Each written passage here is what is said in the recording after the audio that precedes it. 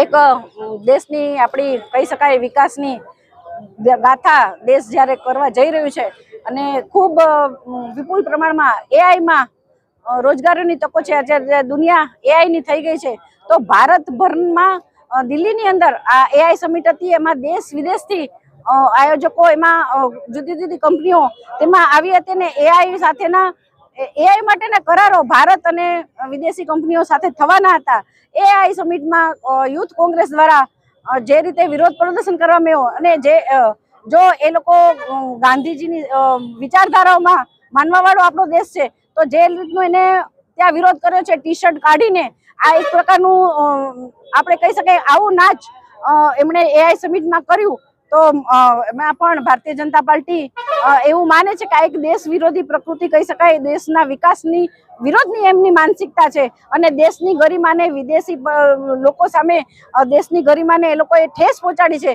આ ભારત હંમેશા આગતા સત્તાની સંસ્કૃતિઓ રહી છે તો એમાં જે કોઈ આવ્યા હોય એની સામે વિરોધ પ્રદર્શન કરવું અને દેશના વિકાસમાં રોડા નાખવા, હંમેશા કોંગ્રેસની માનસિકતા પણ દેશના વિકાસમાં રોડા નાખવાની રહી છે અને ખૂબ બધો ભ્રષ્ટાચાર પણ ભૂતકાળમાં એમની સરકારે કર્યો છે.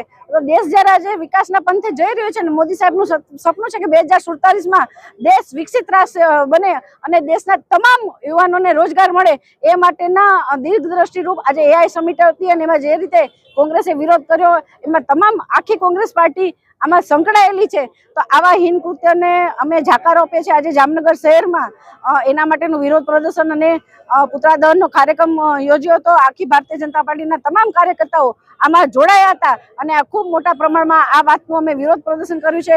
ભારતીય જનતા પાર્ટી હંમેશા વિકાસની રાજનીતિ લઈને સાથે ચાલે છે ત્યારે આવા કૃત્યને તમામ લોકોએ વખોડવું જોઈએ. ભારતીય જનતા પાર્ટી પણ વખોડે છે અને હું માનું છું ત્યાં સુધી તમામ દેશના નાગરિકો પણ આવા કૃત્યને સહન ન કરે. જ્યારે દેશના વિકાસની વાત હોય ત્યારે આપણે બધા સાથે મળીને આ કામ કરવું જોઈએ. તો એના બદલે જો દેશની આવી રાજનીતિમાં જો વિકાસ રોડા નાખતા હોય તો આપણે સમજી જવું પડે કે કોંગ્રેસ કઈ વિચારધારાથી ચાલે છે.